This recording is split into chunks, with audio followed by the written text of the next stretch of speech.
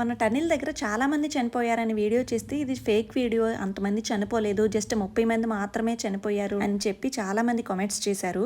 ఈ రోజు మీకు ప్రూఫ్స్ తో సహా చూపిస్తానండి. ఇది ఫిబ్రవరి నెల 7వ తేదీన 2021లో జరిగింది. ఇక్కడ చనిపోయిన వాళ్ళ గుర్తుగా తపోవన్ విలేజ్ లో ఎన్టీపీసీ వాళ్ళు ఒక స్మారక స్మృతిని కూడా కట్టారు. టన్నెల్ లో పనిచేసే వర్కర్స్ అందరికీ కూడా ఒక పాస్ ని ప్రొవైడ్ చేస్తారు. కానీ అప్పట్లో అంతమందికి కూడా పాస్లు లేవన్నమాట. ఈ లిస్ట్ వచ్చేసి ఓన్లీ పాస్లు ఉండి డెడ్ బాడీస్ దొరికిన వాళ్ళు మాత్రమే. ఒకవైపు 35 నుంచి 40 మంది పేర్లు ఉన్నాయి.